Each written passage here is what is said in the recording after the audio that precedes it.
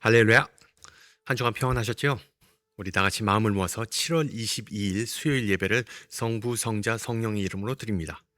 다 같이 사도신경으로 신앙 고백합니다. 나는 전능하신 아버지 하나님, 천지의 창조주를 믿습니다. 나는 그의 유일하신 아들 우리 주 예수 그리스도를 믿습니다.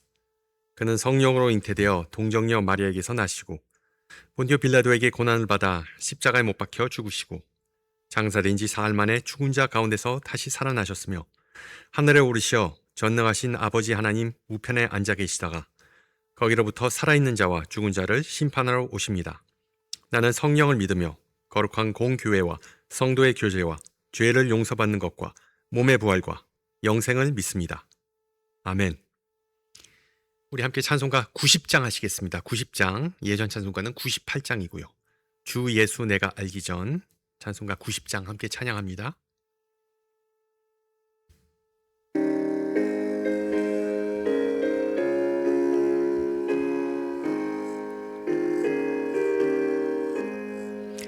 주 예수 내가 알기 전 날 먼저 사랑했네. 그 크신 사랑 나타나 내 영혼 거듭났네. 주 내 맘에 늘 계시고 나 주의 안에 있어. 저 포도 비유 같으니 참 좋은 나의 친구. 내 친구 대신 예수님 날 구원하시려고 그 귀한 몸을 버리사 내 죄를 대속했네. 나 주님을 늘 믿으며 그 손을 의지하고 내 몸과 마음을 바쳐서 끝까지 충성하리. 내 진실하신 친구여 큰 은혜 내려주사 날 항상 보호하시고 내 방패 되옵소서. 그 풍성한 참 사랑을 네 능히 그늘 쏘냐. 날 구원하신 예수는 참 좋은 나의 친구. 아멘. 하나님께서 오늘 저녁 우리에게 주신 말씀 창세기입니다. 창세기 25장 29절에서 34절 말씀입니다.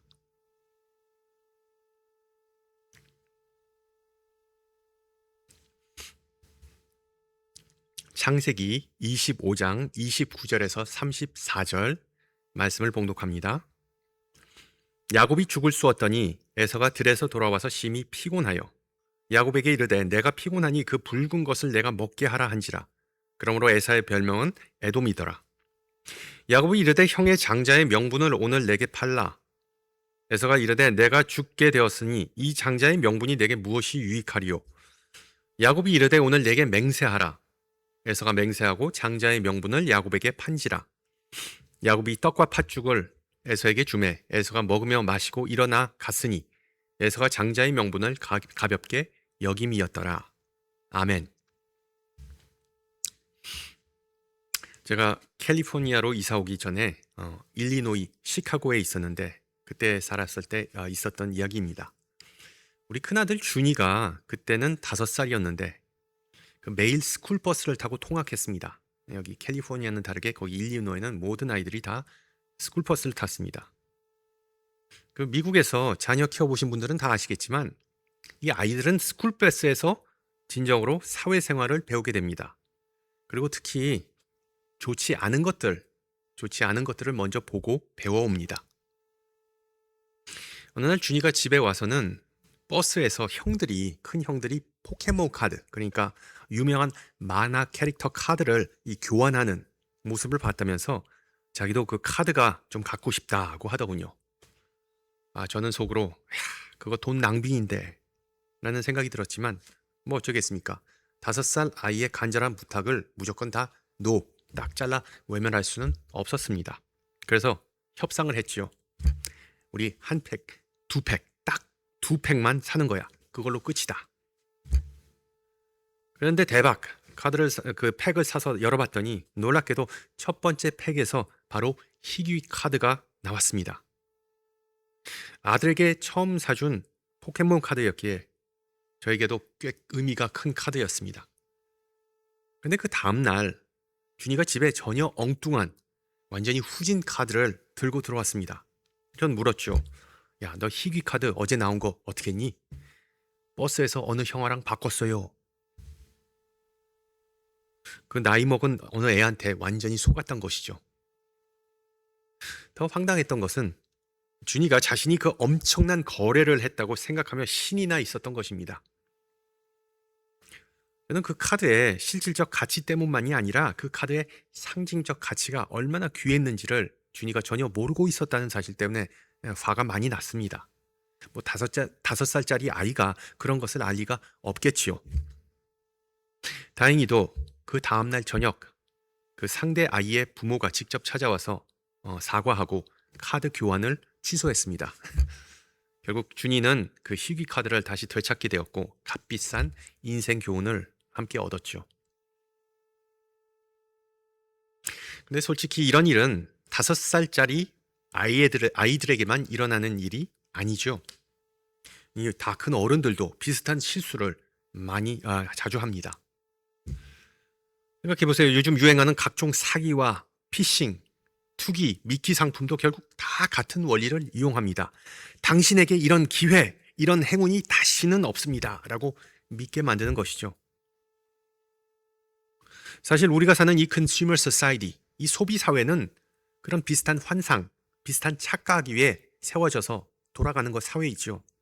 예를 들어 1+1, 미국 말로는 buy one get one.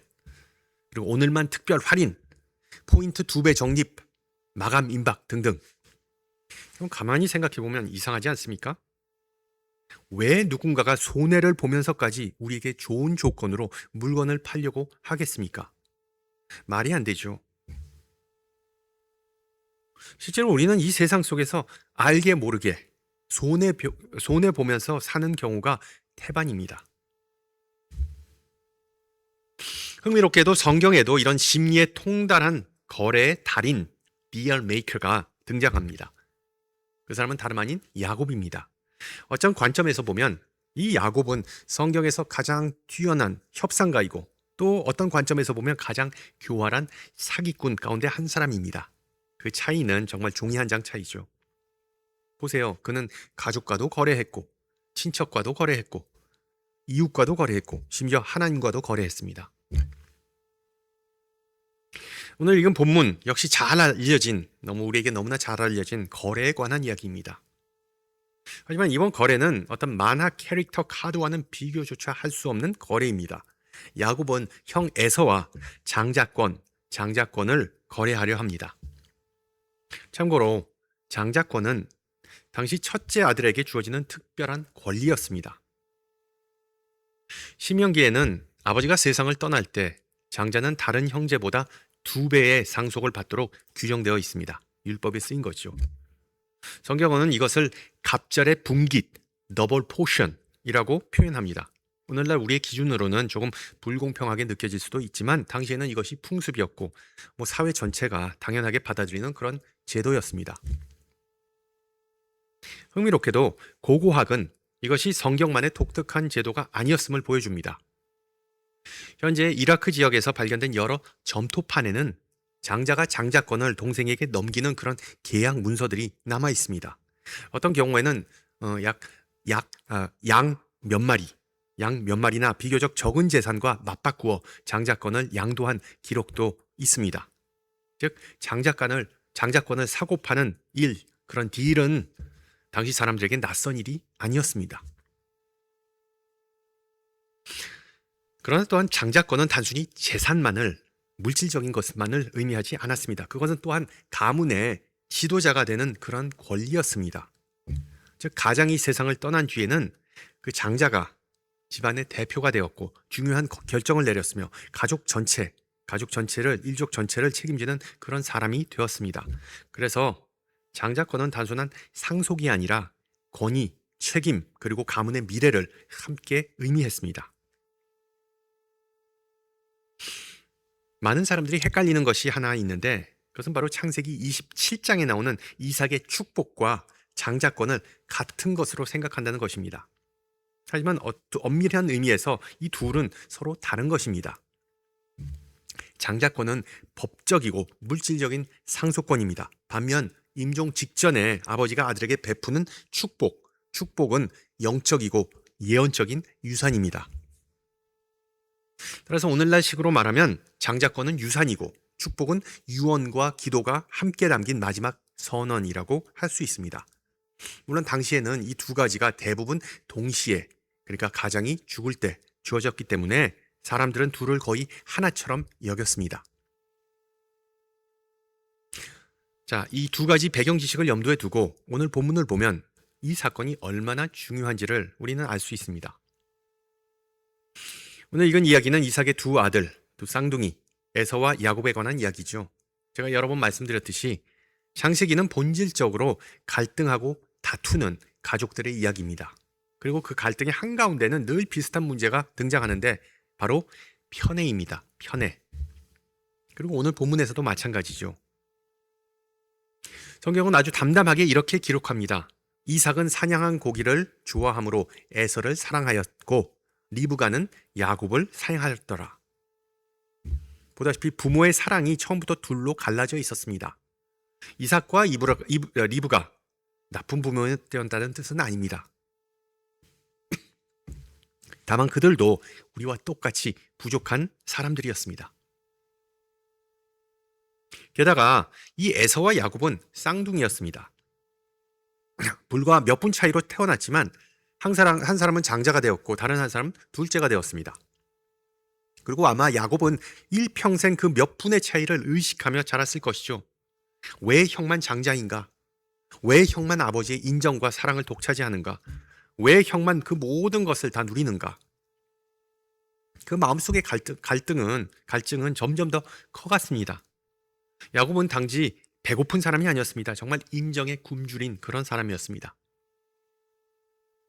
보세요. 성경은 그의 이름에서도 그 성품을 암시하죠. 야곱이라는 이름은 히브리어로 발꿈치를 붙잡는 자라는 뜻입니다. 태어날 때 형 에서의 발꿈치를 붙잡고 나왔기 때문입니다. 참 묘하지 않습니까? 세상이 나오기도 전에 이미 경쟁하고 있었습니다. 이미 앞서려고 손을 뻗고 있었습니다. 그리고 그런 모습은 그의 일평생을 잘 대변하는 이름이 되죠. 그는 늘 형보다 앞서고 싶어 했습니다. 더 많이 얻고 싶었습니다. 더 인정받고 싶었습니다. 그래서 그는 영리했습니다. 수완이 좋았습니다. 그러나 동시에 매우 계산적인 사람이었습니다. 보통 한 가족에서 자녀들이 2명 있을 때 막내가 그런 경향은 보이죠. 여기에 또 하나의 중요한 배경이 있죠. 두 아이가 태어나기 전 하나님은 임산부 리브가에게 놀라운 예언을 하셨습니다. 큰 자가 어린 자를 섬기리라. 당시 문화에서는 상상하기 어려운 말이었습니다. 원래는 장자가 모든 것을 이어받는 것이 당연했기 때문이죠. 하지만 하나님은 그 질서를 완전히 뒤집겠다고 말씀하셨습니다. 그래서 리브가가 하나님의 이 예언 때문에 야곱을 더 사랑하게 되었는지 아니면 원래 사랑했는데 예언 때문에 막내를 더 사랑했는지 우리는 알 수 없습니다. 분명한 것은 리브가가 훗날 이삭이 임종이 가까웠을 때 이 예언이 이루어지도록 적극적으로 개입했다는 사실이죠. 오늘 본문에서 야곱은 집에서 팥죽을 끓이고 있습니다. 성경은 단순히 죽을 쓰고 있었다고 말하지만 저는 왠지 그 모습이 눈앞에 그려집니다. 눈에 선명합니다. 냄비를 천천히 저으면서 고소한 냄새가 그 진영 가득 퍼져나가게 했겠죠. 마침 그때 에서가 사냥을 마치고 돌아옵니다. 그리고 성경은 에서가 기진하였다, 완전히 피로하였다고 말합니다. 심지어 그는 이렇게 말합니다. 내가 죽게 되었으니. 물론 과장입니다. 평생 들판을 뛰어다니던 사냥꾼이 한 끼 못 먹었다고 정말 죽을 상황은 아니었겠죠. 하지만 사람은 배가 고프면 세상이 끝난 것처럼 느낄 때가 종종 있습니다. 충동적인 사람일수록 더욱 그렇죠. 지금 당장의 불편함이 인생 최대의 문제처럼 느껴지곤 합니다. 뭐 조금만 불편해도, 조금만 아파도 호들갑 떠는 사람, 혹시 여러분 뭐 주변에 이런 사람이 보셨습니까? 불편함이 당장 해결되지 않으면 견디지 못하는 사람, 고통이 실제보다 훨씬 크게 느껴지는 사람. 흥미롭게도 세상의 마케팅은 바로 이런 사람들의 심리를 이용합니다. 지금 아니면 안 된다. 오늘까지만이다. 품절 임박이다. 참을성 없는 마음은 언제나 객관적인 판단을 흐리게 합니다. 방해합니다. 따라서 야곱은 형이 어떤 사람인지 너무나 잘 알고 있었습니다. 평생 함께 살았으니까 형은 기다리지 못한다는 것, 눈앞의 욕구를 이기지 못한다는 것, 충동적으로 행동한다는 것을 잘 알고 있었죠. 그래서 그는 완벽한 타이밍을 기다렸습니다. 그리고 드디어 기회가 왔습니다. 팥죽 줄게. 잠시 말을 멈춥니다. 하지만 먼저 장자의 권한을 나에게 팔아. 여러분, 이 얼마나 황당한 제안입니까? 죽 한 그릇과 장자권은 비교 대상이 당연히 아닙니다. 누가 봐도 말도 안 되는 거래입니다. 하지만 야곱은 형의 약점을 잘 알고 있었습니다. 배고픈 사람은 길게 생각하지 않습니다. 현재만 봅니다. 그래서 야곱은 형의 충동에 모든 것을 다 걸었습니다. 당연히 에서는 이렇게 대답하죠. 내가 죽겠는데 장자권이 무슨 소용이냐. 이 말 속에서 성경은 에서의 성품과 인생을 보여줍니다. 그게 중요한 것은 미래가 아니었습니다. 지금이었습니다. 내일보다 오늘, 약속보다 욕구, 가치보다 배고픔이 훨씬 더 중요했습니다. 그래서 야곱은 마지막으로 한 번 더 확인합니다. 형아, 맹세해. 혹시라도 나중에 가서 말을 바꾸지 못하도록 확실하게 계약을 맺으려고 하는 거죠. 그리고 에서는 당연히 맹세합니다. 그리고 죽을 먹습니다. 그리고 성경은 아주 짧게 끝은 맺죠. 먹고 마시고 일어나 갔더라. 여러분, 놀랍지 않습니까?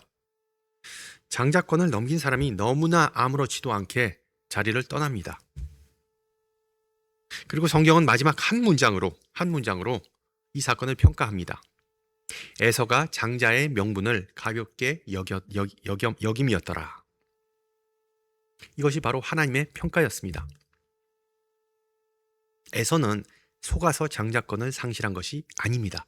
강제로 빼앗긴 것도 아닙니다. 자신의 의지로, 자신의 선택으로 가장 귀한 것을, 가장 평범한 것, 가장 하찮은 것과 맞바꾼 딜한 것이죠. 여기서 잠시 멈춰서 질문 하나 하겠습니다. 여러분, 이 이야기의 진짜 악당은 누구일까요? 아마 사람마다 답이 다 다를 거예요. 어떤 사람은 야곱이라고 말하겠죠. 형의 약점을 이용했으니까. 또 어떤 사람은 에서라고도 말할 것입니다. 어리석은 선택을 했으니까요. 사실 둘 다 맞는 말입니다. 하지만 성경을 잘 보시면 성경은 우리가 기대하는 것과는 조금 다른 평가를 내립니다. 다시 한번 마지막 구절 34절을 보세요. 에서가 장자의 명분을 가볍게 여김이었더라. 이것이 성경이 내리는 결론입니다. 에서는 단순히 교활한 동생에게 속은 피해자가 아니었습니다. 억울하게 장자권을 뺏긴 것도 아니었습니다. 그는 스스로 장자권을 내려놓았습니다. 왜 그랬을까요? 그에게 장자권보다 죽 한 그릇이 훨씬 더 중요했기 때문입니다. 다시 말하면 문제는 그 거래 자체가 아니라 가치관이었습니다. 무엇이 더 소중한지를 잘못 판단했던 것입니다. 그렇다면 야곱은 어떻습니까? 흥미롭게도 오늘 본문은 야곱을 직접 정죄하지 않습니다. 하지만 우리는 그의 인생이 어떤 방향으로 흘러갔는지 이미 다 잘 알고 있죠. 창세기 27장으로 넘어가면 야곱은 어머니 리브가와 함께 아버지 이삭을 속입니다. 노한 때문에 눈이 거의 보이지 않는 아버지를 그 모자가 서로 짜고서는 속여서 형이 받아야 할 축복까지 가로챕니다. 창세기 27장에서는 더 이상 애매하지도 않습니다. 그것은 명백한 사기였습니다.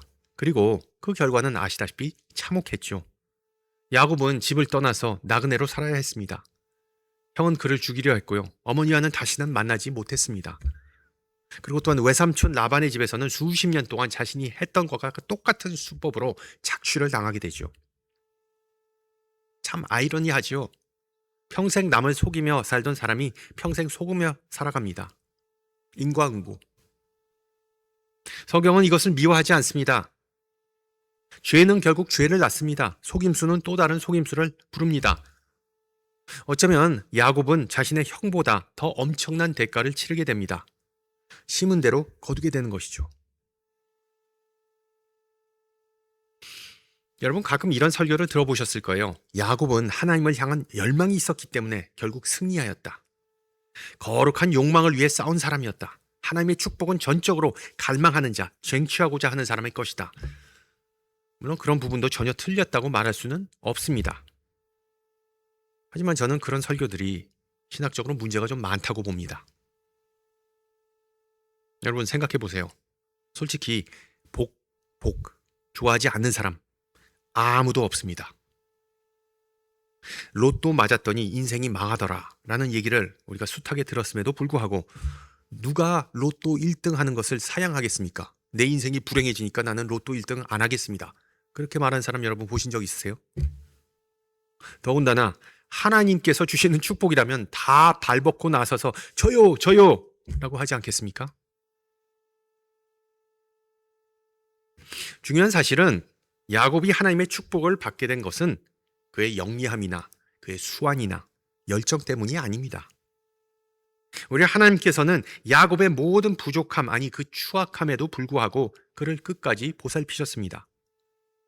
야곱이 위대한 믿음의 조상이 된 것은 그의 능력 때문이 아니라 하나님의 은혜 때문입니다. 전적으로 하나님의 은혜 때문이죠. 그리고 창세기는 그것을 반복해서 보여줍니다. 결론적으로 말씀드리면 이 두 형제 모두 다 나쁜 거래를 했습니다. 어떻게 보면 두 형제 모두 다 나쁜 거래를, 손해보는 거래를 좋아하는 사람들이었습니다. 보세요. 에서는 자신의 미래를 팔았죠. 야곱은 양심을 팔았습니다. 에서는 그러므로 장자권을 잃었습니다. 그리고 야곱은 가족을 잃었죠. 에서는 충동 때문에 무너졌고 야곱은 욕망 때문에 무너졌습니다. 방법은 달랐지만, 동기도 달랐지만 두 사람 모두 자기 인생에서 가장 소중한 것을 너무 쉽게 내어주었습니다. 우리도 그렇지 않습니까? 그래서 첫 번째 영적 교훈은 바로 이것입니다. 절대로 팔아서는 안 되는 것들이 인생에는 존재합니다.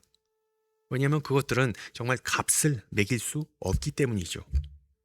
한순간의 충동이 평생을 바꿔버리기도 합니다.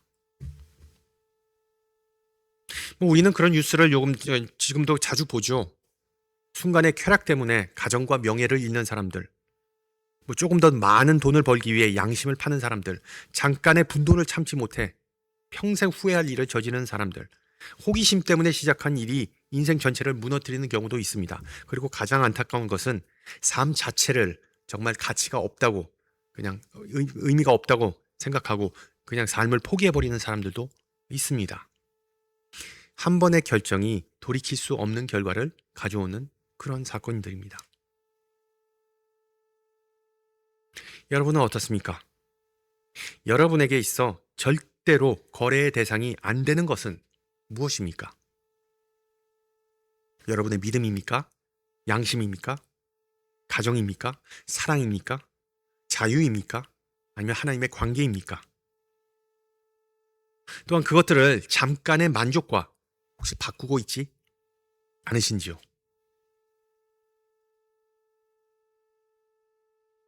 두 번째 교훈입니다. 우리는 생각보다 에서를 정말 많이 닮았습니다.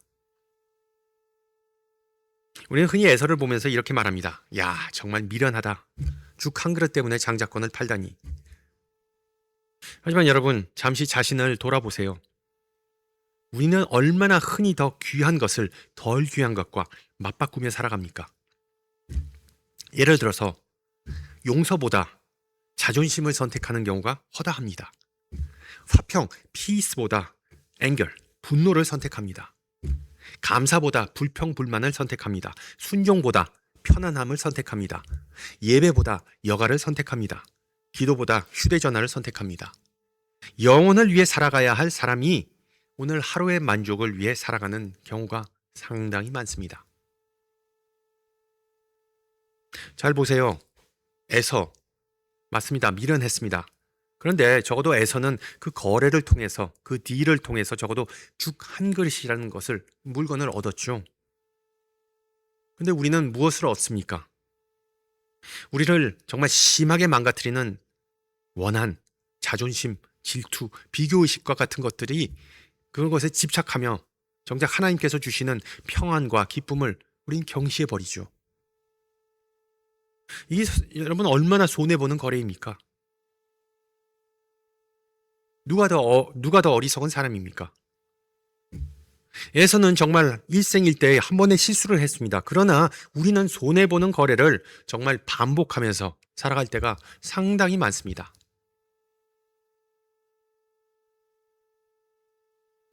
마지막으로 오늘 본문에서 끝까지 침묵하고 계시는 하나님에 대해서 좀 생각해 보고자 합니다.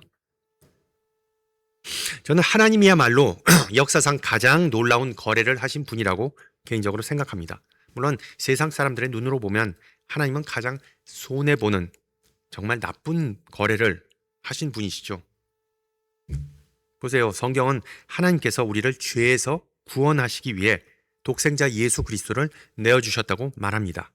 다시 말하면 하나님께서 우리를 살리기 위해 가장 귀한 대가를 지불하셨다는 뜻이죠.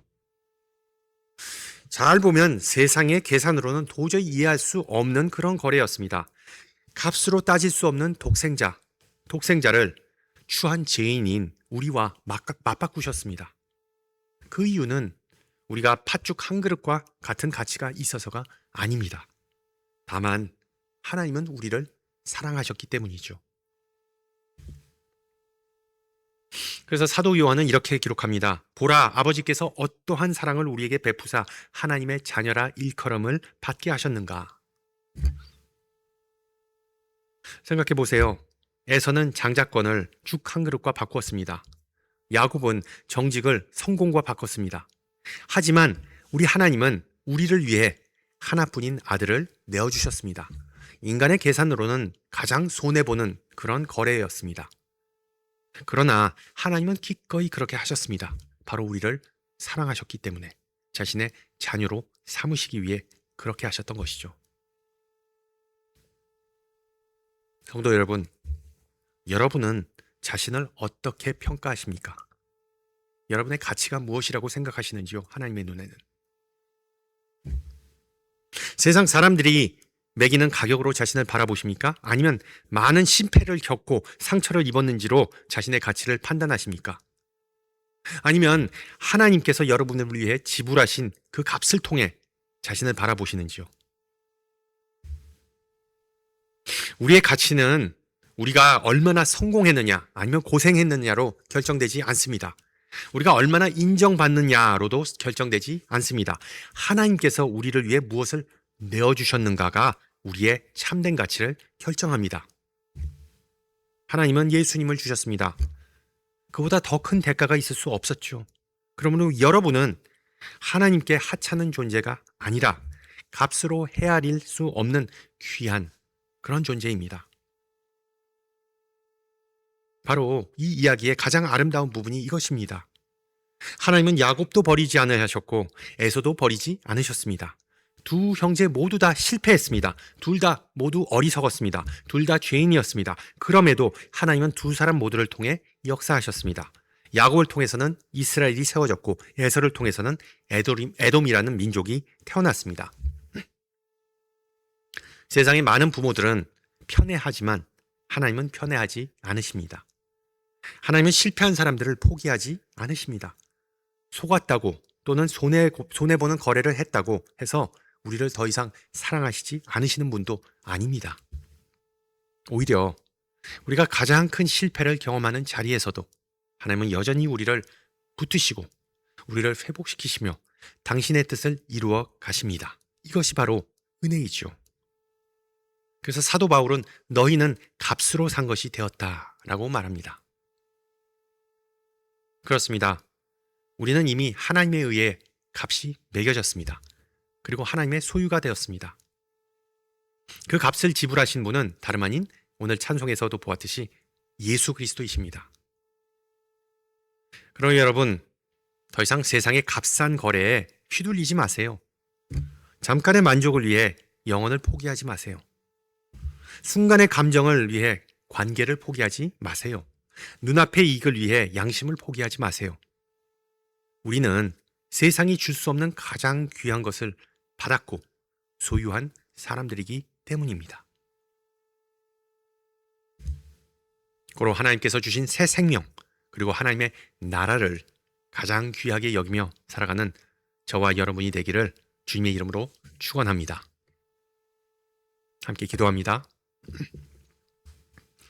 귀하신 주님, 오늘도 에서와 야곱의 이야기를 통해 우리 자신의 모습을 보게 하시니 감사합니다.